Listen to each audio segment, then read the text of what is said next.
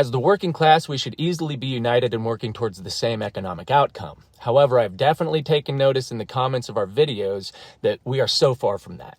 There are many basic economic policies that the working class should be in agreement on, but someone always has to regurgitate some divisionist talking point garbage in response to someone else's well thought out argument. And folks, it's designed that way.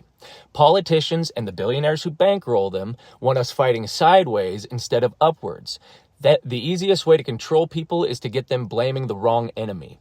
If you're mad at immigrants, teachers, LGBTQ kids, union workers, or the person next door who votes different, then you're not mad at the corporations raising your rent, your insurance, your grocery bill, and your medical debt.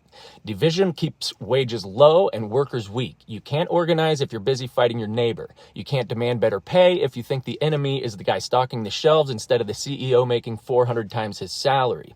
But when workers stand together, things change fast. America has seen what happens when the working class unites, and it terrified those in power. In the 1930s, during the Great Depression, workers across the country, miners, factory workers, railroad crews, all started organizing together. Not red versus blue, not rural versus urban, not native-born versus immigrant. Just workers demanding dignity. And what happened? They won the minimum wage, Social Security, child labor bans, the legal right to unionize, real workplace safety laws, and eventually the 40-hour work week. Why did politicians suddenly pass that? Because the working class had unified to the point where ignoring them wasn't an option anymore. It's the clearest proof in U.S. history. When workers unite, the system moves. When workers divide, the system crushes us.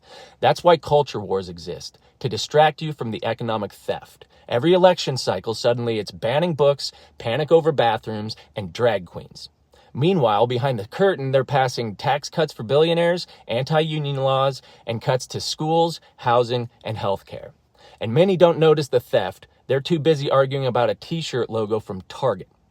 And here's the part politicians fear the most, what working people actually agree on. If you take the politics out of it, the labels, the parties, the cable news fog, the working class agrees on way more than they disagree.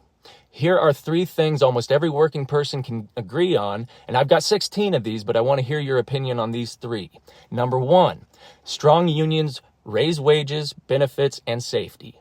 Left, right, rural, urban, doesn't matter. There has never been a decade in United States history where union membership went up and the economy went down. Not one.